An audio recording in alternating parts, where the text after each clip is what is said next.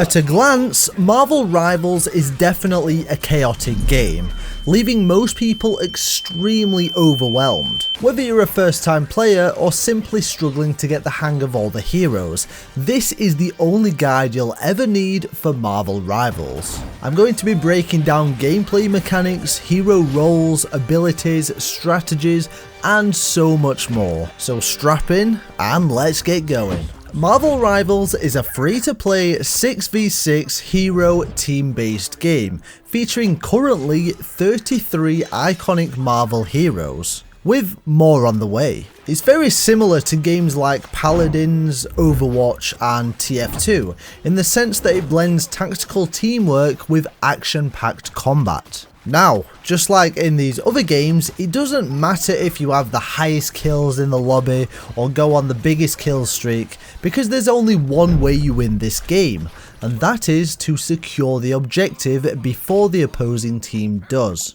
Sounds simple, doesn't it? Yeah, sure, until you add different hero roles, abilities, maps, game modes, destructible environments, ultimates, and hero synergies into the mix. Don't worry though, I'm here to explain everything. Okay, so let's start off right at the beginning with heroes. Each hero in Marvel Rivals is unique, with specific strengths and abilities that make them shine in their respective roles. You've probably seen a bunch of them on TV, in shows or movies, or even in comics. And maybe you can already guess a bunch of their abilities, but nevertheless, let's explore the roles. So when you jump into a game, you'll be shown a whole bunch of heroes, and you may realise that they're all split up and divided into different categories. This is often the case with these types of hero shooters, and it's essential to know what the roles actually mean. At the moment, there's 3 different hero roles: Vanguards, Duelists and Strategists. Vanguards are your big, beefy front lines that are essentially designed to soak up damage and create space on the battlefield. At this moment in time, there's currently 8 Vanguard heroes, including Captain America, Thor, Bruce Banner or Hulk, Groot, Penny Parker, Magneto, Doctor Strange and Venom.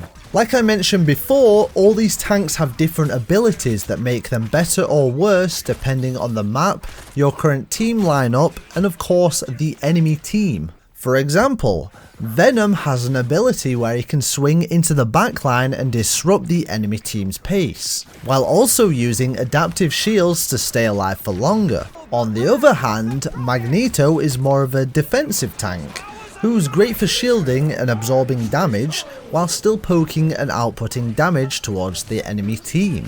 Next up is Duelists, which are similar to DPS characters. Their main job is to dish out damage, and are responsible for making plays and exterminating the enemy team. Currently, there is 18 Duelists in the game, including Scarlet Witch, Punisher, Spider-Man, Star-Lord, Moon Knight, Winter Soldier, Hela, Psylocke, Hawkeye, Iron Fist, Black Panther, Wolverine, Iron Man, Magic, Namor, Squirrel Girl, Storm, and Black Widow.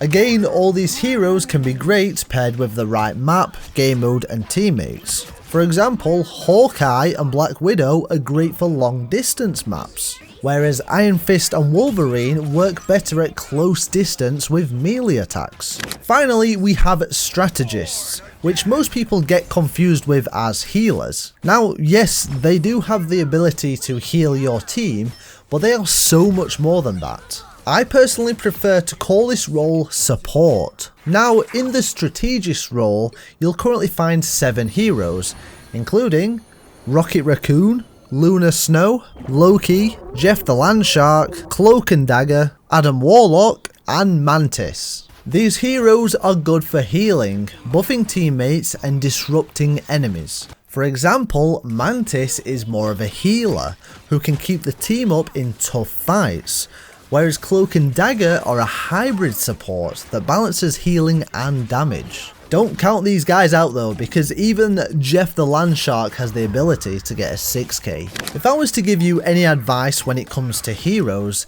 give them all a go in the practice range. Learn their different abilities, passives and mechanics etc, and figure out which ones best suit your playstyle. It's probably going to be really difficult to play all the heroes, as they do definitely take a lot of time to understand and get good at them. So instead you should pick one hero from each role class and master each one. I'll be releasing hero guides very shortly, which will definitely be the best way to learn a new hero. Later on I'll be talking about synergies, ultimates and team setups etc. But for now, please consider leaving a like and subscribing. This is the first video on this channel and it will be great to see it succeed and reach a great Marvel Rivals audience. I mentioned earlier that there is different game modes within the game, and in this section I want to go a little more in depth. First off, there's 3 main game modes, and then a separate one located elsewhere. This is of course subject to change depending on how frequent we get updates on this game. First we'll run through the game modes that cycle when you play either quick play or competitive. We'll start with Domination, which I'm sure you've seen from other games like Call of Duty for example. The objective of this game is to secure a central King of the Hill spot and hold it for long enough to see the progress bar hit 100%. A good strategy for this is to have your vanguards sit on point and tank damage, while supports do minor damage from the backlines and keep other players healed, whilst your duelists flank up front and cause havoc to the enemy backline. Game mode number 2 is Convoy, where the aim of the game is to escort a payload across the map while the opposing team defends.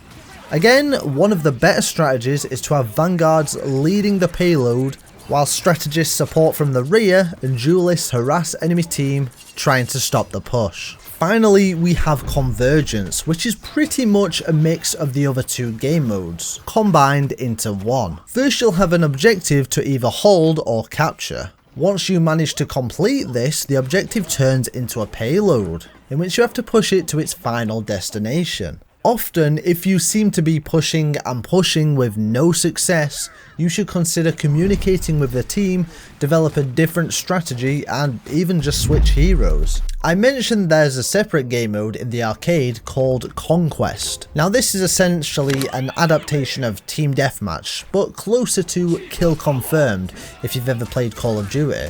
The goal is to find enemies, get the kill, in which they drop Chronovium. Once you collect this drop, you score points for your team. The best strategy for this game mode is to stick together as a team to maximize kills and minimize deaths. No matter the game mode, communication is vital. My best piece of advice is to use pings or voice chat to communicate with your team and adapt to the match's flow. When starting your game, it's important to have a somewhat balanced roster when it comes to roles, as this heavily affects whether you win or lose the match. For example, if all 6 players want to go duelist to get as much kills as possible, you'll find your team will more than likely lose. Why? You've got no vanguards to soak up damage, and you've got no strategists to provide support and healing. You will simply lose. Now, the safest bet that makes the most sense is to have a 2-2-2 formation. So 2 vanguards, 2 duelists, and 2 strategists for a nice balanced team comp. However, I must stress this isn't a requirement.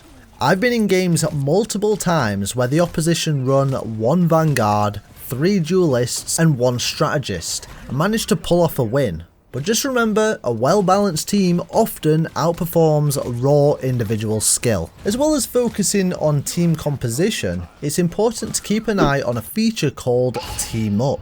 This is a really unique ability that can occur when certain heroes pair up well. The synergies between multiple heroes can actually give you extra abilities, which of course gives you a better chance of winning the game. For example, if Magneto and the Scarlet Witch are on the same team, you get an effect called Metallic Chaos. where Magneto automatically gains an extra ability that temporarily powers up his greatsword with chaos magic, allowing him to slash enemies. As well, when Rocket Raccoon or Jeff the Landshark are near Groot, they will see a button prompt that lets them hop up onto Groot's shoulders for extra damage resistance and slightly elevated position. So as you can imagine, it's a great idea to learn and figure out all the different team ups and how to use them. Another great feature to know about is the concept of ultimates. These abilities are special skills that are charged as the player progresses during a match. Once charged, players can unleash their ultimates to do all sorts of things on the battlefield, from wiping out the enemy team with devastating attacks to powerfully buffing or healing their allies. For example, Spider-Man has a crazy spectacular spin, which has a good chance of wiping out a team. Or Jeff the Landshark, who can swallow the enemy team and proceed to throw them off of the map. Either way, your team wins the fight and gets closer to winning the game. Again, I would advise take the time to learn and master the ultimates of all the heroes going forward, and even consider combining multiple ultimates for more value. Any multiplayer game will be judged based on its maps, and Marvel Rivals is no different. These maps aim to give players unique experiences every time they step foot into them. With different objectives for each one and different visual styles, every map offers something a little different to keep the experience fresh. So let's take a look at them. Tokyo 2099 Shin Shibuya, Tokyo 2099 Spider Islands, Yearsguard Royal Palace, Yearsguard Yggdrasil Path, Hell's Heaven, Hydra Carteris Base, Intergalactic Empire of Wakanda, Burning T'Challa, Intergalactic Empire of Wakanda, Hall of Dajalia, and finally, Clintar Symbiotic Surface. I may have butchered some of them, I'm very sorry. Some of these maps are tight and close quartered, and some are a little more open, again encouraging you to play different heroes to win the game. My personal favourite is Tokyo 2099 Spider Islands. One really great thing I love about Marvel Rivals is chronovision. For those of you that don't know, parts of the map are destructible and can be great for accessing or denying areas. On PC, use B, or on console, use the right D-pad. Destructible areas show up in yellow and can literally help win the game, so hop into a private match and have a run around to discover what breaks and what doesn't. And with the game being completely free to play, of course you can expect some sort of battle pass system, where you can unlock premium rewards like skins and other cosmetics. You can complete daily tasks to collect Chrono tokens that can be used within the battle pass. As well, there's hero specific challenges, which of course encourage hero experimentation, and you can actually pin challenges to tackle at a later date, if you don't quite have the time within one session. There's also seasons within the game that include events where you can get sprays, currencies and exclusive cosmetics. Funnily enough, you can even use practice mode to complete challenges or hone your skills while earning rewards. It's a really easy way to stay ahead. Another reason to progress and level up is because at level 10 you unlock competitive mode. This is of course to give players enough time to learn a hero before they start competing and ranking up. Within comp, every player starts off in bronze, which like the rest of the ranks has 3 tiers within. Once you get enough wins to pass all tiers, you progress to the next rank. The ranks in this order go from bronze to silver to gold to platinum to diamond to grandmaster to eternity and finally to one above all, which is essentially top 500. Competitive is a really good way to get better at the game and play amongst players who have a similar skill rating to you. So let me give you some tips to help you win your next couple of games. First off, stick together. Straying too far from your team leaves you vulnerable and makes it harder for strategists to heal or assist you. Focus on the objective. Winning team fights is important of course, but don't neglect objectives. A well-timed capture can literally secure victory. Learn hero abilities. Every hero has unique active and passive abilities. plus a powerful ultimate. Knowing these and managing cooldowns is crucial. Map knowledge. Learn health pack locations, flank routes and choke points, as well as using destructible environments to block enemy paths or create new openings. Bad positioning. Avoid overextending or exposing yourself unnecessarily. Use natural cover to prevent taking damage and know when to back up. Tunnel vision. Keep an eye on the objective and the kill feed to make informed decisions. If your team is down 2 players, then group up.